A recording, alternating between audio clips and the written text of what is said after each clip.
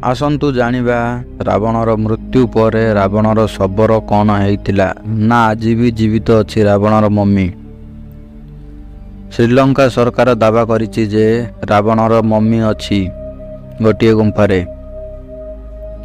ଆଜି ବି ଜୀବନ୍ତ ପ୍ରମାଣ ଅଛି ଶ୍ରୀଲଙ୍କାରେ ରାମାୟଣର। ହନୁମାନଙ୍କ ଗଦା ମିଳିଛି ଶ୍ରୀଲଙ୍କାରେ ଓ ହନୁମାନଙ୍କ ପାଦ ଚିହ୍ନ ଅଛି। ତ୍ରେତୟା ଯୁଗରେ ଯେବେ ରାବଣ ମାତା ସୀତାଙ୍କୁ ଅପହରଣ କରିନେଲା ଲଙ୍କାକୁ, ତେବେ ଭଗବାନ ରାମ ବାନର ସେନା ସହ ଲଙ୍କାକୁ ଗଲେ।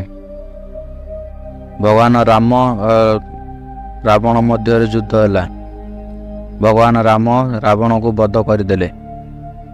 ତାପରେ ଭଗବାନ ରାମ ରାବଣର ଶବକୁ ବିଭୀଷଣକୁ ଦେଲେ ଅନ୍ତିମ ସଂସ୍କାର କରିବା ପାଇଁ। ବିଭୀଷଣ ରାଜପାଠରେ ବ୍ୟସ୍ତ ହୋଇଗଲେ।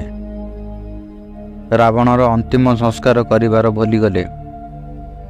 ତାପରେ ସେଠାର ଆଦିବାସୀ ଲୋକମାନେ ଆସି ରାବଣର ଶବକୁ ନେଇଗଲେ। ରାବଣ ଯେଉଁ ଗୁମ୍ଫାରେ ତପସ୍ୟା କରୁଥିଲେ ସେ ଗୁମ୍ଫାକୁ ନେଲେ ରାବଣର ଶବକୁ। ବଞ୍ଚେଇବାକୁ ବହୁତ ଚେଷ୍ଟା କଲେ ବି ରାବଣ ବଞ୍ଚିଲାନି। ସେ ଶବକୁ ଗୋଟିଏ ସିନ୍ଦୁକ ଭିତରେ ରଖି ତା ଦେହରେ କିଛି ଔଷଧ ଲଗାଇଦେଲେ। ସିନ୍ଦୁକ ଭିତରେ ରଖି ଚାବି ପକାଇଦେଲେ। ସେ ଗୁମ୍ଫା ଭିତରେ ଅଛି ଆଜି ବି ରାବଣର ସେଇ ମମି ସିନ୍ଦୁକ ଭିତରେ।